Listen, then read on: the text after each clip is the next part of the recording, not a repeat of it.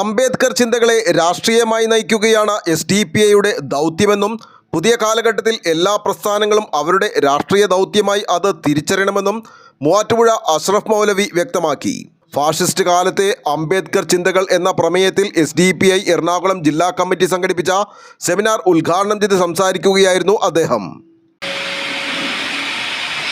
അദ്ദേഹത്തിൻ്റെ ജന്മദിനമായിരുന്ന രാജ്യവ്യാപകമായി പാർട്ടി അദ്ദേഹത്തിൻ്റെ ജീവിതവും ഇടപെടലുകളും പുതിയ തലമുറയെ ബോധ്യപ്പെടുത്തുന്നതിന് വേണ്ടിയുള്ള പദ്ധതികൾ പരിപാടികൾ ആവിഷ്കരിച്ച് നടപ്പിലാക്കിക്കൊണ്ടിരിക്കുകയാണ്. അത് മാത്രമല്ല, പാർട്ടിയെ സംബന്ധിച്ചിടത്തോളം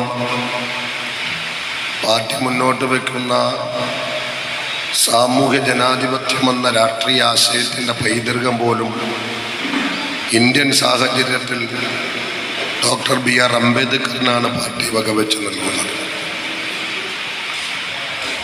സമകാലിക ഇന്ത്യയിൽ അതുകൊണ്ട് തന്നെ ഇത്തരമൊരു ചിന്തകൾക്കും ഒരു ചർച്ചകൾക്കും വളരെ പ്രസക്തിയുണ്ട് എന്നാണ് ഞങ്ങൾ മനസ്സിലാക്കുന്നത്. അംബേദ്കറുടെ ഭരണഘടന നിലനിൽക്കുന്ന കാലത്തോളം SDPI ഉൾപ്പെടെയുള്ള എല്ലാ രാഷ്ട്രീയ പാർട്ടികൾക്കും പ്രവർത്തന സ്വാതന്ത്ര്യമുണ്ടെന്നും SDPI നടത്തുന്ന ജനാധിപത്യ പോരാട്ടങ്ങൾക്കൊപ്പം താനും ഉണ്ടാകുമെന്നും പരിപാടിയിൽ സംസാരിച്ച മുൻ MP KP ധനപാലൻ പറഞ്ഞു.